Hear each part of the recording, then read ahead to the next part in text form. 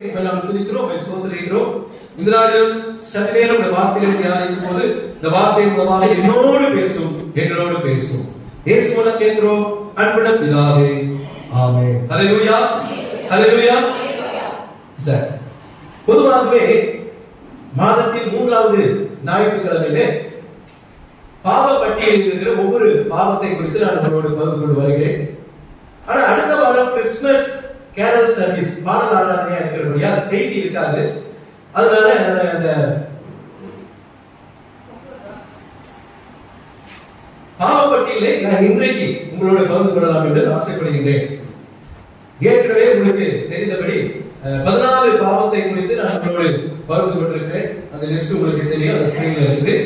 அகந்தை ஒரு பாவம், அறியாமை ஒரு பாவம், அவிசுவாசம் ஒரு பாவம், அசட்டை ஒரு பாவம், அவசரப்படுவது ஒரு பாவம், அசதியாய் இருப்பது ஒரு பாவம், அஞ்சனம் பார்ப்பது ஒரு பாவம், அடங்காமை கீழ்ப்படியாமை ஒரு பாவம், அன்பின்மை ஒரு பாவம், அவமதித்தல் ஒரு பாவம், அச்சம் பயப்படுவது கூட பாவம், அபகரித்தல் ஒரு பாவம், அறிவீனம் ஒரு பாவம். கடந்த மாதத்திலே அநீதி எல்லாம் பாவம் தான் என்று சொல்லி நான் உங்களுக்கு 14 பாவத்தை குறித்து பார்க்கிறோம். இன்னைக்கு 15வது பாவ லிஸ்ட்ல வருகிறது அறிவிக்காமை ஒரு பாவம். அறிவிக்காமை இந்த வார்த்தை உங்களுக்கு புரியுதா? நான் சொல்லுவேன், நான் மற்றவர்களிடத்திலே சொல்ல வேண்டும், அப்படி சொல்லதுதான் ஒரு பாவம். ஒரு டாக்டர், வெட்டரி டாக்டர், அதாவது நாய் டாக்டர் சொல்லுங்க, நாய் இந்த பூனைங்க இதெல்லாம் பாக்குறேன். கார்ல போய்கிட்டே இருந்தார். கார்ல போயிட்டு இருக்கும்போது அது ஒரு நாய் அடிபட்டு ரத்தம் சொட்ட சொட்ட நின்று கொண்டு இருக்கிறது. அப்ப அவரு வெட்டரி டாக்டரா இருக்கபடியா அவர் போய் அந்த நாயை தூக்கி தன்னுடைய கிளினிக்கு அந்த நாயை அழைத்து சென்று அந்த ரத்தத்துக்கு எல்லாம் துடைத்து மருந்து போட்டு கட்டி என்ன பண்ணிவிட்டார், நல்லா சுத்தப்படுத்தி விட்டு அனுப்பி விட்டுட்டார். இது நடந்து கொஞ்ச நாள் ஆனது. ஒரு வாரம் கழித்து ராத்திரி தூங்கி கொண்டிருக்கும் போது கதவை தட்டுகிற சத்தம் கேட்குது. ஏன்னா இந்த நேரத்துல யாரா கதவை தட்டுறது அப்படின்னு சொல்லி சரி திறந்து பார்க்கலாம் சொல்லி கதவை திறந்து பாருங்க. அங்க 2 நாய் நின்று கொண்டிருக்கிறது. ஒரு நாய் காலில் ரத்தம் சொட்டு கொண்டிருக்கிறது. இன்னொரு நாய் வேற எதுவும் இல்லை, ஏற்கனவே இந்த டாக்டராலே அந்த சுகப்படுத்தப்பட்ட நாய். அது என்ன பண்ணிருக்கு, தன்னுடைய நண்பனாகிய நாய் தான் அதுக்கு அடிபட்ட உடனே இந்த மாதிரி இங்க வந்தா இவர் என்ன பண்ணிடுவாரு, கட்டி சரி பண்ணிடுவார்னு சொல்லி அதை என்ன பண்ணிருக்கு, இதை கூட்டிட்டு வந்து உடனே டாக்டர் பார்த்து நெகிழ்ந்து போய் அதுக்கு மருந்தெல்லாம் போட்டு அதை சந்தோஷத்தோட அனுப்பி வைத்தார். ஒரு நாய்க்கு இருக்கிற அந்த ஒரு நன்றி கூட மனிதர்களுக்கு இல்லாம. அறிவிக்காமை ஒரு பாவம் என்று சொல்லி வேதம் சொல்கிறது. 1 கொரிந்தியர் 9ஆம் அதிகாரம் 16ஆம் வசனத்தை வாசியுங்கள். சுவிசேஷத்தை நான் வந்தும் மேன்மை பாராட்ட எனக்கு இடமில்லை, அது என் மேல் விழுந்த கடமையா இருக்குது. சுவிசேஷத்தை நான் பிரசங்கியா இருந்தால் எனக்கு ஐயோ. அப்போ நீங்க ஆண்டவரை குறித்து சொல்லாமல் இருந்தால் நமக்கு ஆண்டவர் சொல்லுகிற வார்த்தை என்னது, ஐயோ. ஐயோனா எங்க கஷ்டமான வார்த்தை இல்ல, ஐயோ அப்படின்னா அதை நாம் ஏற்றுக்கொள்ளக்கூடாத ஒரு வார்த்தை. இப்போ அப்போஸ்தலன் பவுல் சொல்றாரு, அது என் கடமை. இயேசுவை குறித்து நான் அறிவிப்பது என் கடமை, அது என் மேல் விழுந்த கடமை. அழகா சொல்றாரு பாருங்க, சுவிசேஷத்தை நான் பிரசங்கித்து வந்தும் மேன்மை பாராட்ட எனக்கு இடமில்லை. இதனால சொல்லணும், ஆனா அதனால மேன்மை கிடையாது. ஏன்னா அது என்னுடைய கடமையா இருக்கிறது. சுவிசேஷத்தை நான் பிரசங்கியா இருந்தால் எனக்கு ஐயோ. அப்போஸ்தலன் பவுல் சொல்றாரு, நம்ம எத்தனை பேருக்கு ஆண்டவரை குறித்து சொல்லணும். எங்க அம்மா அடிக்கடி இந்த விஷயத்துல எங்க அம்மாவை அடிக்கடி கேட்பேன். எங்க அம்மா இந்து மார்க்கெட்ல வந்தவங்க, வைராக்கியமாக ஆண்டவரை பின்பற்றினவங்க. ஆனா அவங்க இயேசுவை குறித்து யாரிடத்திலும் சொல்லாம அவங்க இருக்கவே மாட்டாங்க. ஒரு காய்கறிக்காரன் வந்தாலும் சரி, யார் வந்தாலும் சரி, வீட்டுக்கு 2 காரியத்தை செய்வாங்க. அவங்க நீங்க சாப்பிட்டீங்களாமான்னு கேட்பாங்க. யாரா இருந்தாலும் கேட்பாங்க அந்த வார்த்தையை, சாப்பிட்டீங்களாமா, இதெல்லாம் சாப்பிட்டீங்களாமா, தெரிஞ்சவங்களா தெரியாதவங்களா, வண்டியில வந்தவங்க கூட இந்த மாதிரி நீங்க சாப்பிட்டீங்களாமா, ஏதாவது சாப்பிடணுமாமா, அதை சொல்லுவாங்க. 2வது இயேசு கிறிஸ்துவை பத்தி சொல்லிடுவோம். எங்க குடும்பம் இப்படி இருந்தது, நாங்க ஐயப்பக்கம் பக்கலா இருந்தோம், நாங்க ரொம்ப கஷ்டப்பட்டோம், ஆண்டவர் எங்களை மாற்றினார். ஒரு சுவிசேஷத்தை அவங்க அறிவிக்காம இருந்ததே இல்லை. படிப்பு கிடையாது ரொம்ப, ஆனாலும் ஆண்டவரை குறித்ததான வைராக்கியம் அவரிடத்தில் இருந்தது. அப்ப அப்படிப்பட்ட சூழ்நிலையில ஆண்டவர் நம்மை அருமையாய் நமக்கு ஆண்டவர் தன்னுடைய ரட்சிப்பை நமக்கு தந்திருக்கிறார். அப்போ நாம் அறிவிக்காமல் இருந்தால் அது ஒரு பாவம் என்று சொல்லி இன்றைக்கு வேதம் நமக்கு கற்றுக் கொடுக்கிறது. அது மாத்திரம் இல்லாமல் கலாத்தியர் 2:2 அப்போஸ்தலனாகிய பவுல் சொல்றாரு, நான் தேவ அறிவினாலே போய் புறஜாதிகளுக்கு நான் பிரசங்கிக்கிற சுவிசேஷத்தை அவர்களுக்கு விவரித்து காண்பித்தேன் என்று சொல்கிறார். புறஜாதிகளிடத்திலே நான் இயேசு கிறிஸ்துவை குறித்து நான் பிரசங்கிக்க வந்திருக்கிறேன் என்று சொல்லி அப்போஸ்தலனாகிய பவுல் சொல்கிறார். மார்க் 13:10 இயேசு சொல்கிறார், வாசிங்க. மார்க் 13:10, சகல ஜாதிகளுக்கும் சகல ஜாதிகளுக்கும் சுவிசேஷம் உண்டி யார் செய்வா? யார் செய்யணும்? நாம தான் செய்யணும். அப்படி செய்யாமல் போனா அது பாவம். நான் சொல்லல, வேதத்தின் அடிப்படையில பேசுறேன். நிறைய நேரத்தில் இதெல்லாம் பாவமா நம்ம யோசிச்சுக்கவே மாட்டோம். இதெல்லாம் பாவமா?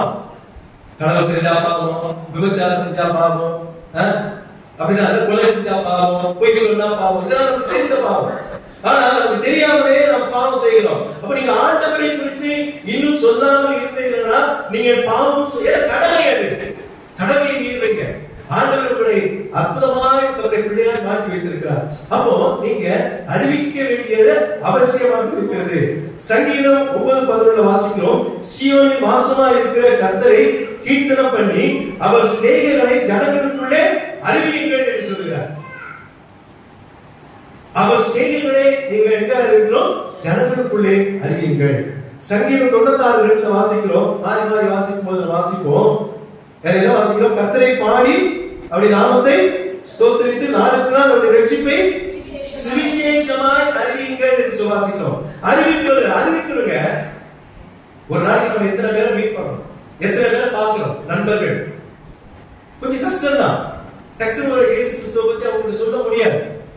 ஆனா நீங்க நிறைய விஷயங்கள் செய்யலாம். டிராக்ட் கொடுக்கலாம், நேரம் கிடைக்கும் போது தேவனுடைய வார்த்தைகளை சொல்லலாம். ஏன்னா இதெல்லாம் நம்ம விடுத்த கடமை. அப்போஸ்தலர் பவுல் சொல்றார், என்னுடைய கடமை அது. அதை நான் செய்யாமல் போன எனக்கு ஐயோ என்று சொல்கிறார்.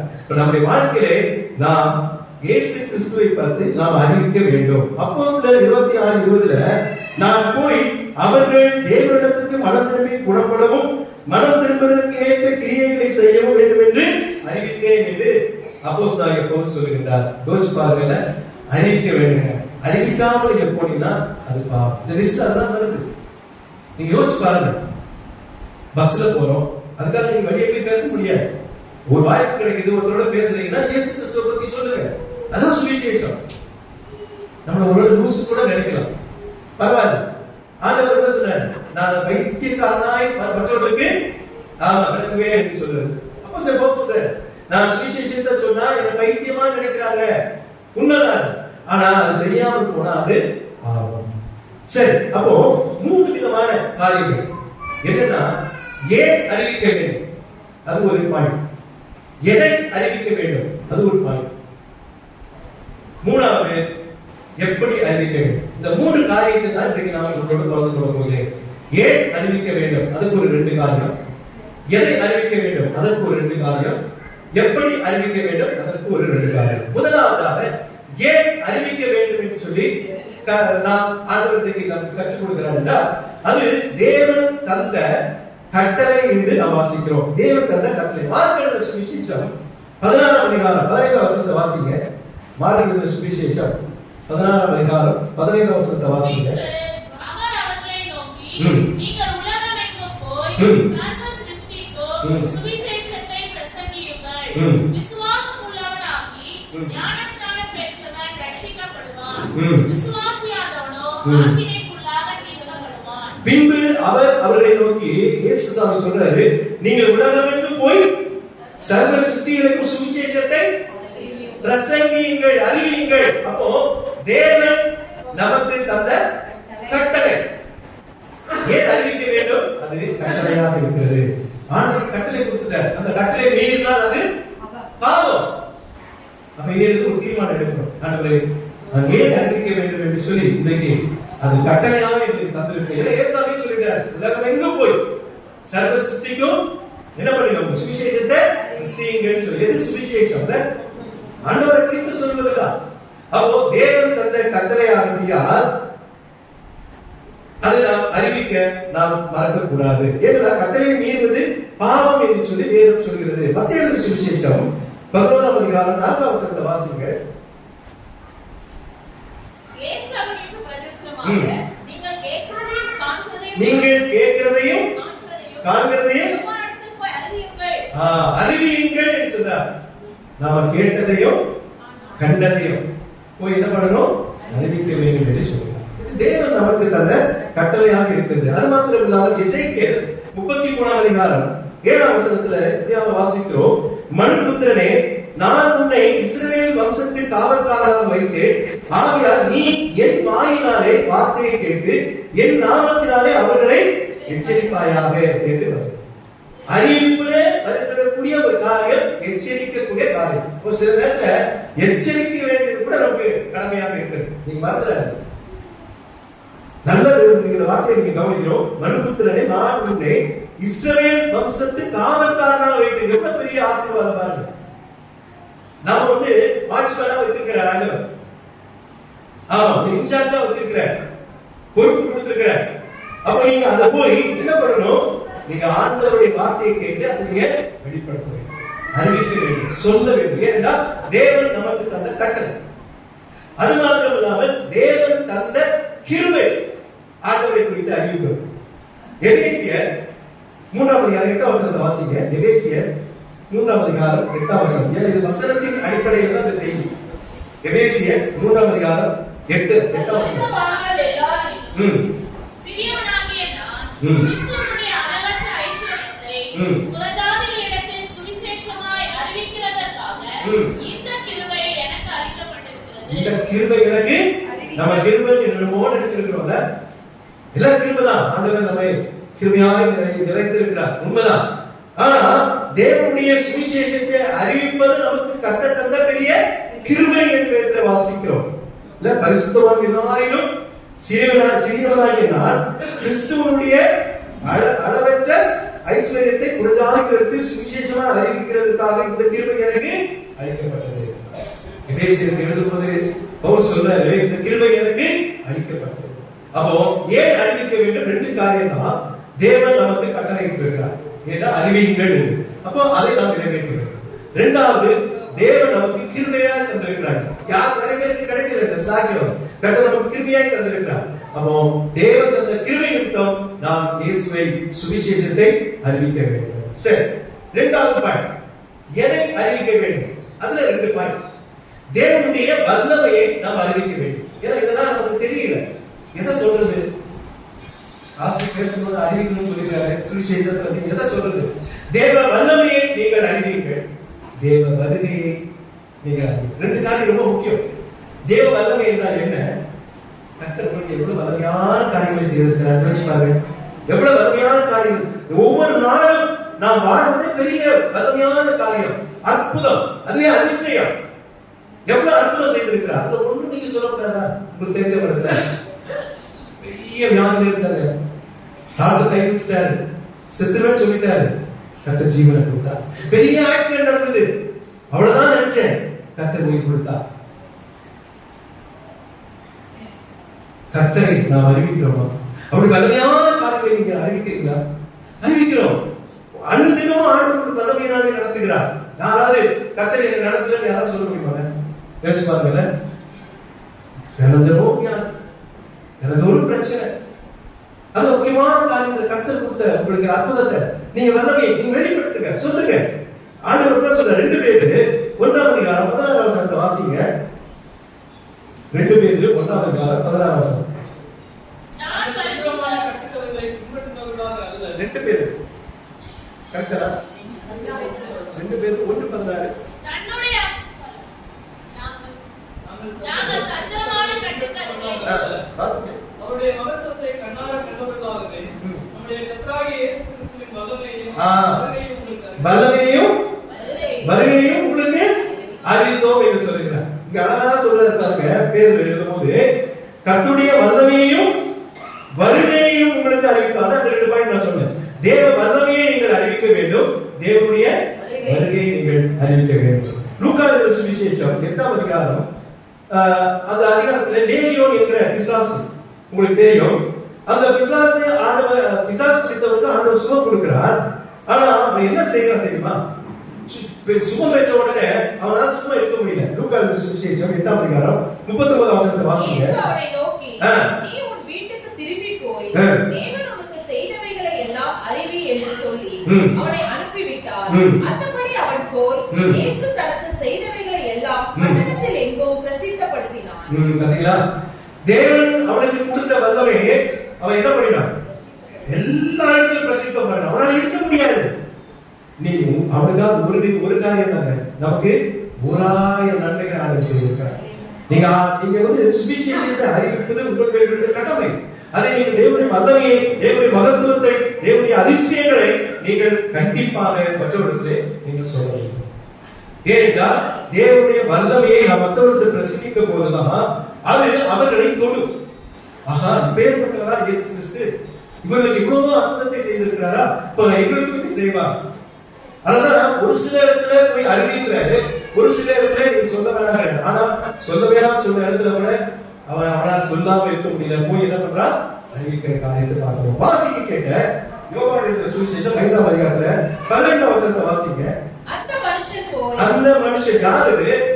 38 வருஷம் யாரையா இருந்த அந்த மனிதன் போய் தன்னை சொஸ்தமாக்கியவர் இயேசு என்று யூதர்களுக்கு அறிவித்தார். ஹல்லேலூயா.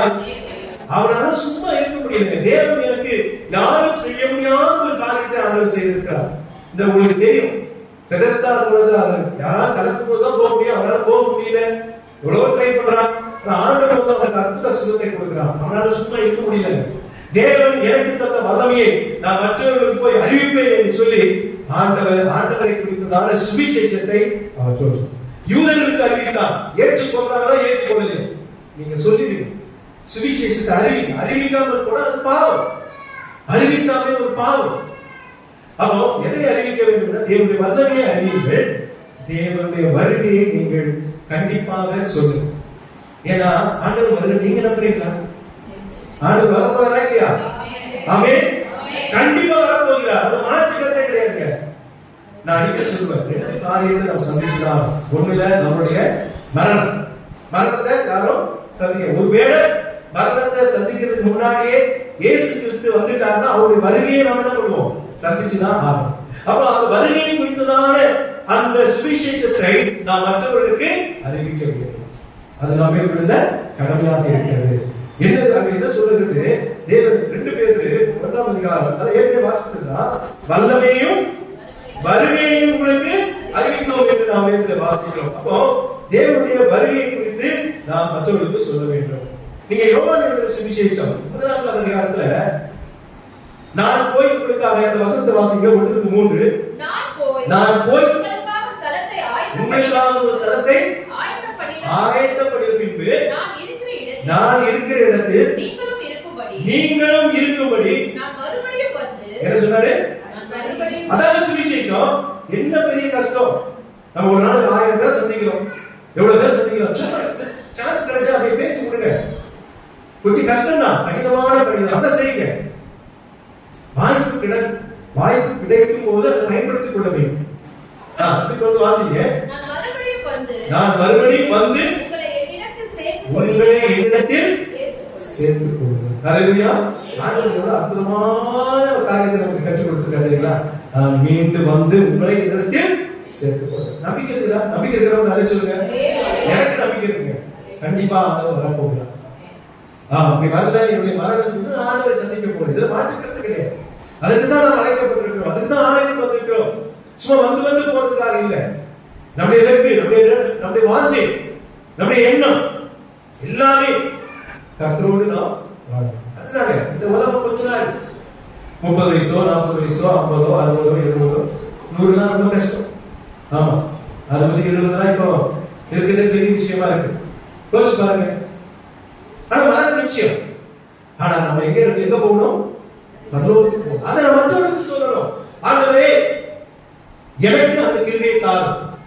அந்த தேவனுடைய வல்லமையையும் தேவனுடைய வருகையும் குறித்து சொல்வதற்கு எனக்கு நிறைய தாரும். நீங்க ஆண்டவருக்கு கேளுங்க, ஆண்டவர் தான் செய்ய முடியும். ஏன்னா அப்போஸ்தலர் 1 9:11 9-11 வரைக்கும் வாசிக்கிறோம். நீங்க அதை வாசிங்க. அப்போஸ்தலர் 1 9 முதல் 11 வரை இவைகளை அவர் சொன்ன பிறகு அவர்கள் பார்த்துக் கொண்டிருக்கையில் உயர எடுத்துக்கொள்ளப்பட்டார். அவர்கள் கண்களுக்கு மறைவாக ஒரு மேகம் அவரை எடுத்துக்கொண்டது. அவர் போகிற போது அவர்கள் வானத்தை அண்ணாந்து பார்த்தார்கள். இதோ வெண்மையான வஸ்திரம் தரித்தவர்கள் 2 பேர் அவர் அருகே நின்று கலிலேயராகிய மனுஷரே, நீங்க ஏன் வானத்தை அண்ணாந்து பார்க்கிறீர்கள்?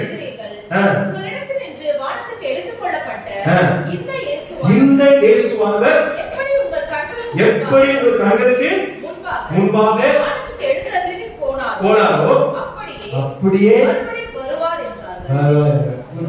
தேவதூதர்கள் அழகா ஒரு சாட்சி சொல்றாங்க. நீ பார்த்துட்டே இருக்கீங்க, எப்படி போறாரோ அப்படியே மீண்டும் சுவிசேஷம். ஆண்டவருடைய வருகையை குறித்து நீங்க சொல்லுங்க, மற்றவங்க சொல்லுங்க, தேவனுடைய வல்லமை சொல்லுங்க. எவ்வளவு அற்புதத்தை ஆண்டவருடைய வாழ்க்கையை செய்திருக்கார். தலைவர்கள் உண்டு, ஆபத்து உண்டு, பற்றாக்குறை உண்டு, பிரச்சனை உண்டு. அதனால ஒவ்வொரு கிருமையான ஆண்டவர்கள் நடத்திருக்கிறார். ஒன்று ரெண்டு விஷயத்தை உங்களை பார்க்க ஆண்டு நீங்க சொல்லுங்க. ஏன்னா எதை அறிவிக்க வேண்டும் சொல்லி ஆண்டவர் நமக்கு கற்றுக் கொடுத்திருக்கிறார். தேவனுடைய வல்லமையை நாம் அறிவிக்க வேண்டும். தேவனுடைய வருகையை குறித்து நாம் அறிவிக்க வேண்டும். எப்படி ஏறி போனாரோ அப்படியே ஆண்டவர் தான் வருவார். மறுபடியும் அழைத்து வருவார், மறுபடியும் வருவார், நம்மளை அழைத்து செல்வார். ஹல்லேலூயா. எவ்வளவு ஆசீர்வாதம் தாங்க. எனக்கு மோட்சம் வராது யாரும் சொல்லுவீங்க இல்ல மாஸ்டர்? கண்டிப்பா மாஸ்டர், இந்த உலகம் தான் எனக்கு பிரச்சனையா இருக்குது, சந்தோஷமே இல்ல, நிம்மதி இல்ல, பிரச்சனை மேல பிரச்சனை. ஆனா நான் கர்த்தருக்குள்ள இருக்கனால ஏதோ நான் சமாதானமா இருக்கிறேன். ஆனா அதை இழந்துடக்கூடாது. எதை? மோட்சத்தை இழந்துடக்கூடாது. மோட்சம் நரகம் நம்புறீங்களா? நம்புறீங்களா? இருக்குதா இல்லையா? ஒரு சிலர் சொல்லுவாங்க, அதெல்லாம் இருக்கும்போது பாத்துக்கலாங்க, அது வரைக்கும் எனக்கு நான் கஷ்டப்பட்டு வாழணும் சொல்லுவாங்க. ஜாலியா வாழ்ந்துட்டு போடுங்க, ஜாலியா வாழ்ந்துட்டு போயிடு. எங்க போவீங்க? கரெக்டா நமக்குன்னு ஒரு குறிப்போட நம்ம அழைத்திருக்கிறாரு. நம்ம மோட்சத்துக்கு போடுவேன், அவர் வரப்போறாரு. அது வருகையில மற்றவருக்கு சொல்லணுமே. கர்த்தர் நமக்கு வல்லமையான காரியங்களை செய்திருக்கிறாரு, அதை நம்ம மற்றவருக்கு சொல்லணுமே. அறிவிக்கிறோமா? அறிவிக்காமல் ஒரு பாவம், அறிவிக்காமல் ஒரு பாவம், அதற்காவது பாவமாக நம்முடைய பாவ பட்டியலில் வருகிறோம். நேரு தீர்மானம் எடுங்க. ஏன் அறிவிக்க வேண்டும்? எதை அறிவிக்க வேண்டும்?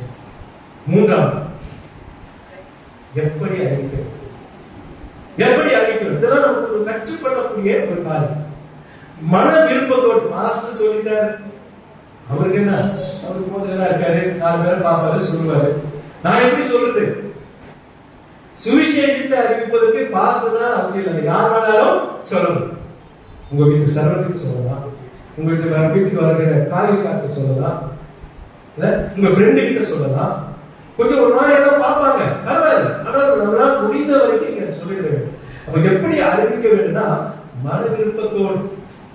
ஆண்டவர் சொல்லிட்டாரு, பாஸ்டர் சொல்லிட்டாரு, சரி சொல்லி வைப்போம் அப்படி மன விருப்பத்தோடு. பிலிப்பியர் 1ஆம் அதிகாரம் 17ஆம் வசனத்தை வாசிங்க. பிலிப்பியர் 1ஆம் அதிகாரம் 17ஆம் வசனத்தை வாசிங்க.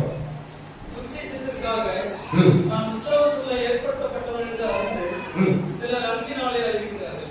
எப்படி அறிவிக்கிறாரா? அன்பினாலே. ஆமா, சந்தோஷத்தோடு நீங்க என்ன பண்ணணும்?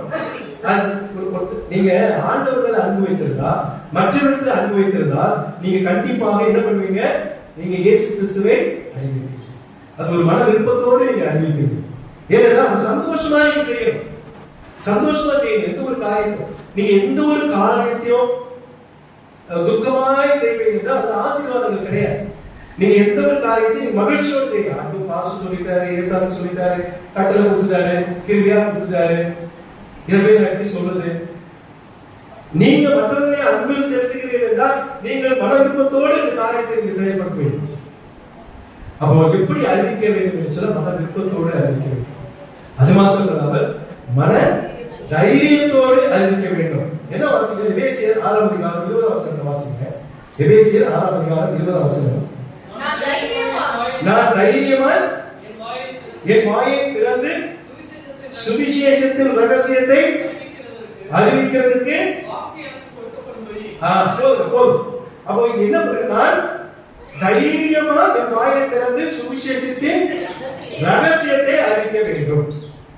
அது எப்படி அறிவிக்கணுமா? தைரியமா அறிவிக்கணும், மன தைரியத்தோடு அறிவிக்கணும், பயப்படாது.